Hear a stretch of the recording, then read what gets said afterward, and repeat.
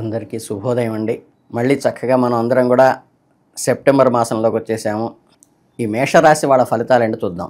సహజంగా మేషరాశి వారికి డైనమిక్గాను ఉండే లక్షణం ఉంటుంది. అలాగే ఈ మాసం అంతా కూడా వీళ్ళకి మిశ్రమ ఫలితాలు వచ్చే నెలగా ఉండబోతోంది. కొన్ని రంగాల్లో మీకు అద్భుతమైన ప్రయోజనాలు కలుగుతాయి. మరి కొన్ని చోట్ల మీరు జాగ్రత్తగా మరియు ఓపికగా వ్యవహరించాల్సిన గ్రహస్థితులు ఉన్నాయి. గ్రహ సంచారం మీ జీవితంలో వివిధ అంశాలపై విభిన్న ప్రభావాలను చూపుతోంది. వ్యాపారము, విద్య, కుటుంబము విషయాల పరంగా పరిశీలిద్దాం. మీరు తీసుకున్న నిర్ణయాలు, మీ ప్రవర్తన, మీ ప్రయత్నాలు రాబోయే కాలానికి పునాది వేస్తాయి. కాబట్టి ఆతి చూచి అడుగు వేయవలసిన పరిస్థితి వస్తోంది. కొంచెం ప్రణాళికాబద్ధంగా ఉండటానికి ప్రయత్నించండి.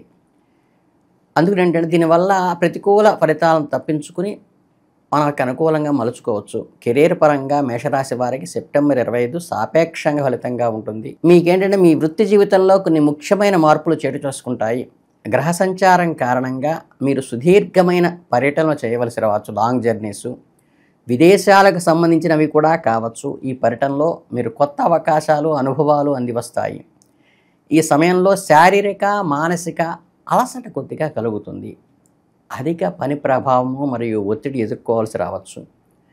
పై అధికారులు లేదా సహోద్యోగుల నుంచి కొన్నిసార్లు సహకారం ఆలస్యం కావచ్చు. కానీ పట్టుదలతో చివరికి మీరు విజయాన్ని సాధిస్తారు. మీ పనులను సకాలంలో పూర్తి చేసుకోవడానికి, మీ లక్ష్యాలను సాధించుకోవడానికి మీ నైపుణ్యాలను మెరుగుపరచుకోండి. లేటెస్ట్ టెక్నాలజీని ఇంప్లిమెంట్ చేసుకోండి. అలాగే సహోద్యోగులతో అనవసరమైన వాదనలకి దిగబాకండి. ఈ మాసం అంత మంచిది కాదు.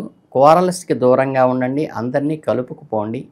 మీ భావోద్వేగాలను నియంత్రించుకుని వృత్తిపరంగా కొంచెం సంయమనంతో వ్యవహరించడం అనేది అవసరం. వ్యాపార రంగంలో ఉన్న వాళ్ళైతే కనుక నిపుణులు కొంత సవాలుగా ఉంటుంది.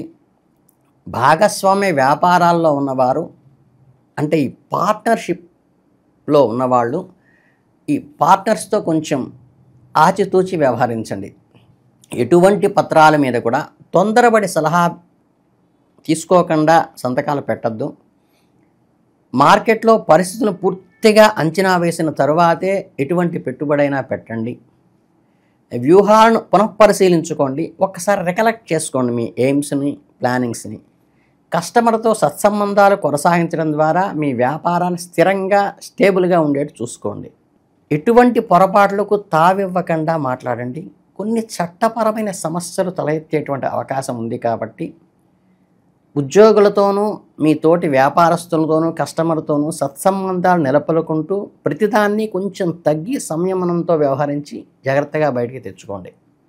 అలాగే భవిష్యత్తులో మంచి ఫలితాలు ఆశించడానికి కూడా ఈ సహనం అనేది పునాదిగా ఏర్పడుతుంది. ఇక మేషరాశి వాళ్ళకి కుటుంబ జీవితంలోకి వస్తే ఏంటంటే, ఈ నెలలో మేషరాశి వాళ్ళకి సాపేక్షంగా ప్రయోజనకరంగా ఉంటుంది. కొన్ని సవాళ్ళను ఎదుర్కొంటారు. కుటుంబ సభ్యుల మధ్య ప్రేమ, ఆప్యాయతలు వెల్లివిరుస్తాయి. మీరు కుటుంబంలో ఎక్కువ సమయం గడపడానికి, మీ బంధాలను బలోపేతం చేసుకోవడానికి ఈ నెల బాగా ఉపయోగపడుతుంది. ఇంట్లో చక్కగా శుభకార్యాలు కూడా చేసుకుంటారు. కుటుంబ ఆస్తికి సంబంధించిన విషయాల్లో కొద్దిగా వివాదాలు తలెత్తుతాయి. వాక్కుని కంట్రోల్లో పెట్టుకోండి. సామరస్యపూర్వకంగా పరిష్కరించుకోవడానికి ప్రయత్నించండి. ఇంటి పెద్దల సలహాలు పాటించటము, అందరి అభిప్రాయాలను విని ఆకలింప చేసుకుని గౌరవించటము, ఎవరినీ మాటలతో బాధ పెట్టకపోవటము వంటి జాగ్రత్తలు ఖచ్చితంగా తీసుకోండి. ముఖ్యంగా మీ జీవిత భాగస్వామి, మీ సంబంధం బాగుంటుంది. చిన్న చిన్న అపార్థాలకు తావివ్వకండి. మీ పిల్లల ప్రవర్తన మరియు చదువుల పట్ల శ్రద్ధ వహించండి.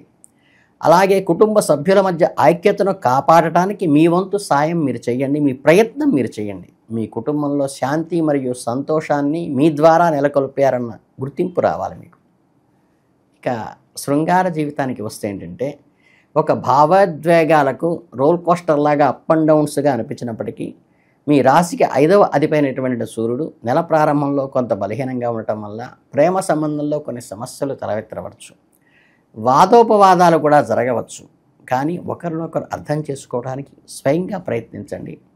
మీ భాగస్వామి యొక్క భాగాలను గౌరవించటము, వారి తగినంత సమయం కేటాయించడం ద్వారా మీ అహము లేదా సంబంధాన్ని కాపాడుకోవడం చేసుకోండి. అలాగే శుక్రుడు 5వ ఇంట్లోకి ప్రవేశించడం పరిస్థితులు మెరుగుపడతాయి. మీ ప్రేమ జీవితంలో శృంగారము మాధుర్యము వెల్లివిరుస్తాయి తిరిగి. అవివాహితులకైతే కొత్త ప్రేమ ప్రతిపాదనలు వచ్చే అవకాశం ఉంది. వివాహితులకైతే తమ వివాహ జీవితంలో సాన్నిహిత్యాన్ని పెంచుకోవడానికి ప్రయత్నిస్తారు. ఇష్టమైన బహుమతులు ఇచ్చి వారి మనసు గెలుచుకోవడానికి మంచి అవకాశం ఇది. ఈ నెలలో ప్రేమ జీవితంలో సహనము అవగాహన చాలా అవసరమని తెలియజేస్తుంది. ఇక ఫైనాన్స్ పరంగా తీసుకుంటే ఈ మేషరాశి వాళ్ళకి కొంచెం హెచ్చుతగ్గులు లాంటివి ఉంటాయి. అనవసరమైన ఖర్చులు పెరగవచ్చు. మీ బడ్జెట్ను జాగ్రత్తగా ప్లాన్ చేసుకోండి. మీరు వివిధ వనరుల నుంచి డబ్బు సంపాదించుకోవడానికి మంచి అవకాశాలు కూడా పొందుపరుచుకోండి. ఉద్యోగంలో ఉన్నవారికి జీవితంలో పెరుగుదల లేదా బోనస్సుల వంటివి లభించేటువంటి అవకాశం ఉంది. వ్యాపారంలో మంచి లాభాలను కూడా ఆర్జిస్తారు.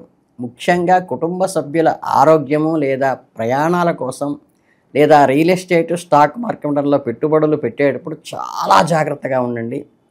నిపుణుల సహా తీసుకోకుండా ఎట్టి పరిస్థితుల్లో ఇన్వెస్ట్మెంట్స్ స్పెక్యులేషన్స్లో పెట్టబాకండి. మీ ఆర్థిక పరిస్థితి స్థిరపడేట్టుగా చూసుకోండి. మీ ఆర్థిక లక్ష్యాలను చేర్చుకోవడానికి ఒక స్పష్టమైన ప్రణాళికను ఏర్పరచుకొని 1కి 2 సార్లు బేరీజు వేసుకుని మాత్రమే పెట్టుబడి పెట్టండి. మీ ఆర్థిక భవిష్యత్తును సురక్షితంగా చేసుకోగలుగుతారు ఈ నెలలో. ఇక విద్యార్థులుగా ఉండే ఈ రాశి వాళ్ళకి మధ్యమంగా ఉంటుంది. చదువులపై ఏకాగ్రత పెట్టడం కష్టంగా ఉండవచ్చు. అనవసరం విషయాలు మీ మనసును డైవర్ట్ చేసేటువంటి అవకాశం ఉంది. మీ విద్యా లక్ష్యాలను వెనకబడిపోతున్నాయేమో అనిపించవచ్చు. కానీ నెల ద్వితీయార్థంలో ముఖ్యంగా సెప్టెంబర్ 15 తర్వాత బుధుడు మీనరాశిలోకి 6వ ఇంట్లోకి ప్రవేశించడంతో 17వ తేదీ నుండి సూర్యుడు కూడా 6వ ఇంట్లోకి రావడంతో శుక్రుడు 5వ ఇంట్లోకి ప్రవేశించడం వంటి గ్రహ మార్పుల వల్ల చదువు పట్ల తిరిగి ఆసక్తి పుంజుకునేటువంటి అవకాశం ఉంటుంది. ఏకాగ్రత గ్రహణశక్తి ఇంప్రూవ్ అవుతాయి, అంటే పెరుగుతాయి, వృద్ధి అవుతాయి. మీ ప్రయత్నాలను రెట్టింపు చేస్తే విజయం సాధించే అవకాశం చాలా ఉన్నది. కష్టతరమైన సబ్జెక్టులపై ఎక్కువ శ్రద్ధ పెట్టండి.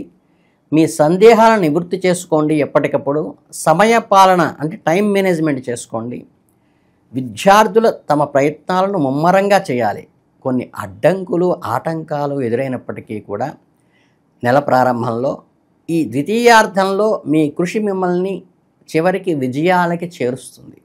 ఇక ఈ సెప్టెంబర్ 25లో మీ ఆరోగ్యం పట్ల చాలా జాగ్రత్త వహించడం అవసరం. ఎందుకంటే కొద్దిగా శ్రమతో కూడినటువంటి పనులు ఏర్పడటము, ఒక నిస్సత్తువ అసహనము లాంటివి గురికారవచ్చు. పని భారము ప్రయాణాల వల్ల కలిగే అలసట కూడా ఏర్పడుతుంది. కాలి మడమల బెణుకుల దగ్గర జాయింట్ పెయిన్స్ వచ్చేటువంటి అవకాశం ఉన్నది. కళ్ళు నీళ్లు కారటము, కళ్ళ వెంట మంటలు రావటము, ఓవర్ హీట్ వల్ల వచ్చేటువంటి అవకాశం ఉంది. కాబట్టి కొంచెం మీ అలవాట్లలో సాత్వికమైన ఆహారం తీసుకోవడానికి ప్రయత్నించండి. అలాగే కొంచెం జంక్ ఫుడ్లను తగ్గించండి. మీ ఆరోగ్యాన్ని విశ్రాంతి తీసుకోవటము, ధ్యానము, వ్యాయామం లాంటి ద్వారా మెరుగుపరుచుకోవటం చాలా అవసరము. కొంచెం జాగ్రత్తగానే ఉండటం మంచిది. అలాగే ఆరోగ్యకరమైన జీవన శైలి పాటించండి. అంటే డైలీ యాక్టివిటీస్ హెల్తీగా ఉండేట్టు చూసుకోండి. అలాగే మీకు ఈ నెలలో పరిహారాల వివరానికి వస్తే ఏంటంటే కొంచెం సహనము అవసరం. కాబట్టి చక్కగా సూర్య అస్తమయం అయిన తర్వాత పాలుని చంద్రుడికి నివేదన పెట్టడం ద్వారా కూడా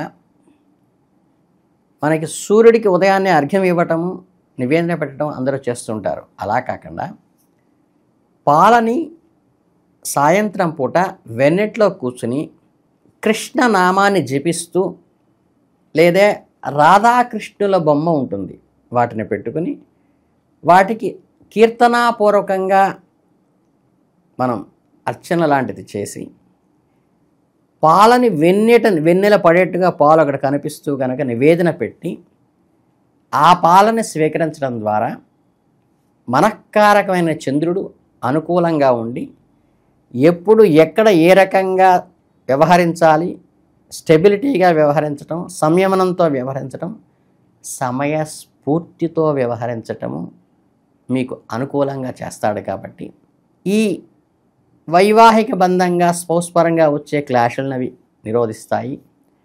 అలాగే మనం ఇందాక అనుకున్నట్టుగా పార్ట్నర్షిప్లో ఉండేటువంటి డీల్స్ని కూడా అది అడ్జస్ట్ చేస్తుంది.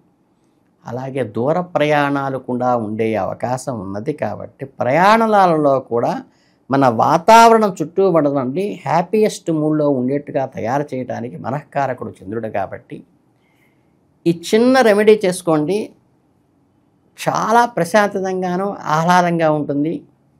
అది చక్కగా ఆ వెన్నెలను చూస్తూ నక్షత్రాలను చూస్తూ ఓ గంట ఓపెన్ ఎయిర్లో చెట్ల మధ్యలో గడపడానికి ప్రయత్నించండి. మీ మనస్సు ఒక కొత్త ఉత్సాహాన్ని, ఒక ఉద్రేకాన్ని తెచ్చుకొని ఒక రకమైన తీపి గుర్తుగా మీకు మిగిలిపోతుందని ఆశిస్తూ ఈ మేషరాశి వాళ్ళందరికీ మనఃపూర్వకంగా చాలా సక్సెస్ఫుల్గా జరగాలని మనస్ఫూర్తిగా కోరుకుంటూ అందరికీ ధన్యవాదాలు. శుభం భూయాత్.